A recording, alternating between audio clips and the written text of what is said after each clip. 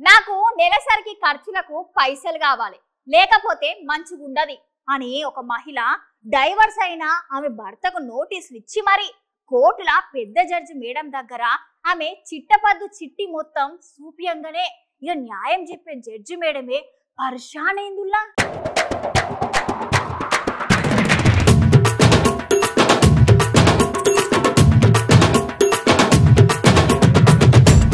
భర్త నుంచి భార్య విడాకులు తీసుకున్న తర్వాత భార్యకు భరణం తీసుకునే హక్కు కూడా కల్పించింది కానీ చట్టం.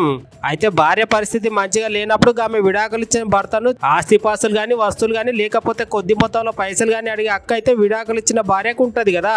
అయితే ఈ ముచ్చట్లో భాగంగానే ఒక మహిళ ఏం చేసిందంటే ఆమె భర్తకైతే విడాకులు ఇచ్చి ఇక పనిలో పని అయిపోతుంది అనుకున్నదో ఏందో కర్ణాటక హైకోర్టులో భర్త మీద భరణం సుత ఇయ్యాలని గట్టిగా లాయర్ని పెట్టి కోర్టులో కొట్లాడింది.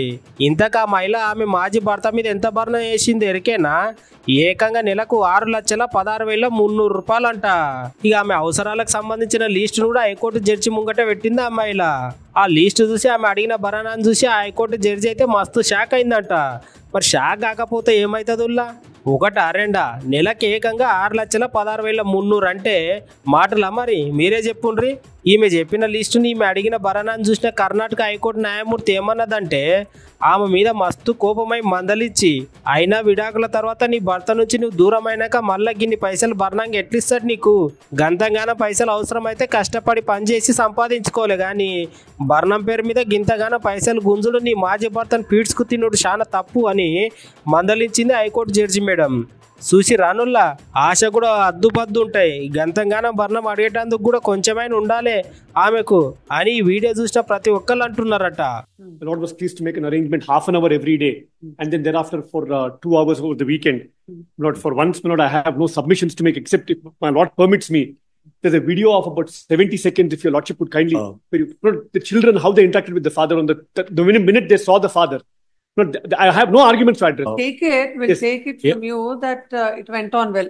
Extremely well. But the children, Lord, they cry when the father has to leave. Okay, over and above what I'm already paying. 15 or 20,000 rupees per month, not over. I'm paying 1,35,000 rupees towards rent every month. Lord, may I make this request, Lord? He's meeting the children every day. That arrangement came to an end yesterday. So this week, we'll continue. I don't want, Lord, I understand. We'll continue, sir. No, my request is this. I stay in Hebbal. She stays in nearby. No, the father and the mother shall not create any kind of disturbance and shall see that the visitation goes on smoothly. Any kind of disturbance from either of the parties will be viewed seriously by the court.